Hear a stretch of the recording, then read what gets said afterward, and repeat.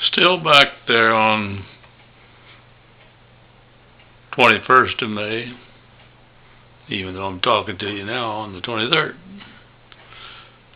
As I was writing that previous video,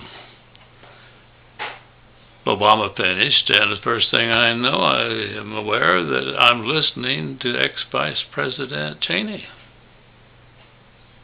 Evidently, it's a counterpoint arrangement on CNN. Well, Cheyney goes on, and I stop and listen. Grand old lion. Got to give him credit. Right or wrong, he's going to believe he's right and hang right in there.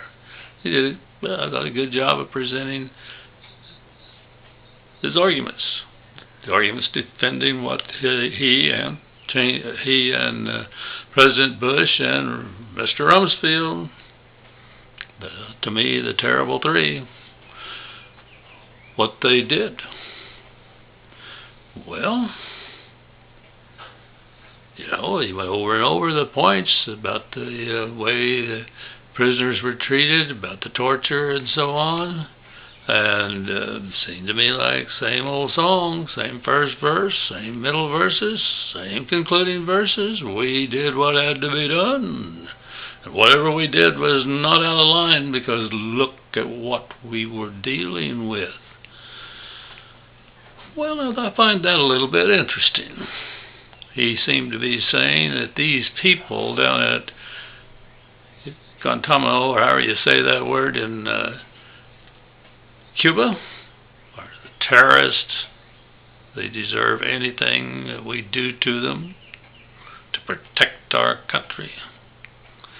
Well, now, I still think the Geneva Conference, Bush declared it a war on terrorism.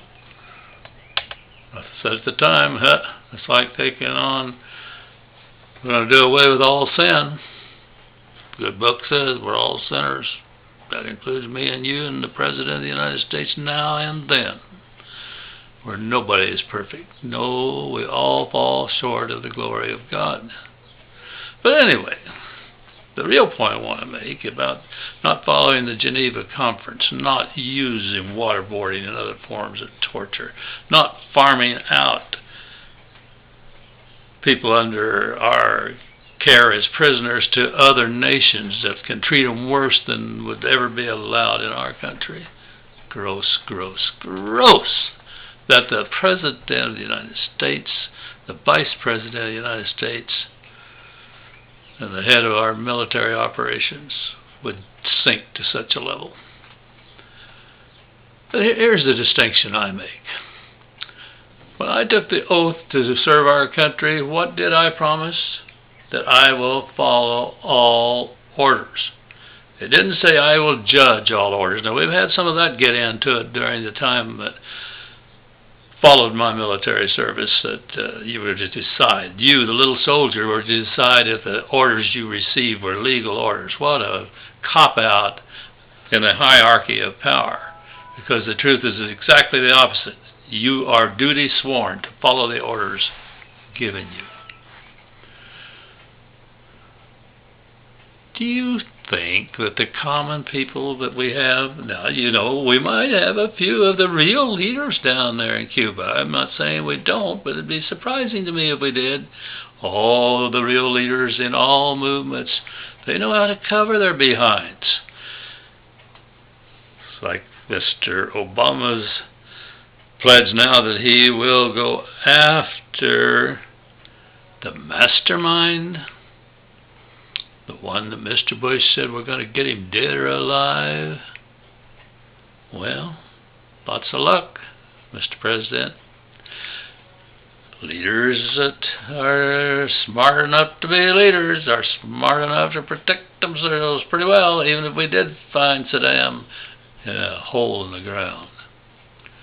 But anyway, most of the people that have been down at Guantanamo are people who are recruited, who are fired up by smarter people, the leaders, the people they look up to, and they are not the people that you're going to get the big secrets from. And besides, it's like everybody knows that the torture techniques, they can break anybody. At some point, you don't care about the truth. Tell them what they want to hear. See if they'll stop this torture and at least let me die. If not die, let me live. But don't continue the torture. Can't take any more.